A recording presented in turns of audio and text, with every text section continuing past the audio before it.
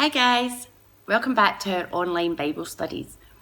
I hope you enjoyed the previous series on 1st and 2nd Peter, but if you haven't had a chance to watch it yet, then all the episodes are available on the Storehouse Church YouTube channel.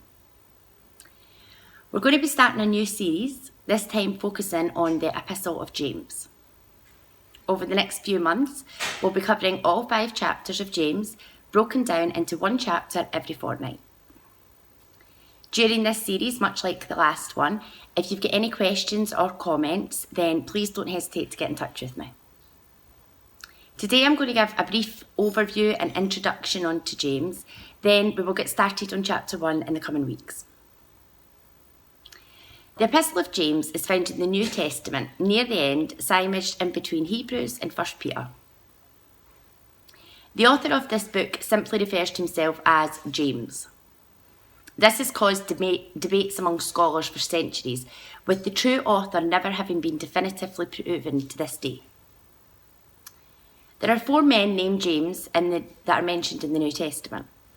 James, the Apostle, son of Zebedee and brother of John. James, son of Alphaeus, he was a disciple of Jesus. He's listed in 3 out of the 4 Gospels and Acts as one of the 12 disciples. James, the brother of Jesus, and James, the father of Jude. Now, it's unlikely that the Apostle James, son of Zebedee, wrote this book, as he was thought to have been killed years before by Herod.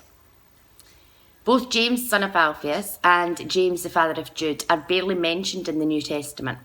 So I think it's likely that the author of this book was James, the brother of Jesus. We're told in John's Gospel that at first his brothers did not believe in Jesus, even challenging him and misunderstanding his mission. However, we're told in 1 Corinthians that James was one of the select individuals that Christ appeared to after his resurrection, and he went on to become a very prominent member of the church.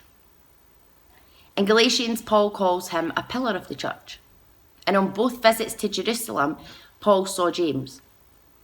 When Peter was rescued from prison, he told his friends to go and tell James, and James was a leader in the important council of Jerusalem. The early Christian church was predominantly a Jewish church, and some scholars believe that this letter may be the earliest of the New Testament writings, with the possible exception of Galatians. Because of the distinct Jewish tone this letter has to it, and also the lack of any mention of the decision regarding Gentile circumcision. Regardless of when it was written and who wrote it, the Epistle of James is an amazing guide on how Christians should be living their lives. The focus of this letter is on the practical action that's required to live a life of faith. It's filled with direct commands, instructing us on how to live a life of holiness, and more than any other book in the New Testament, James places the spotlight on the necessity for believers to act in accordance with their faith.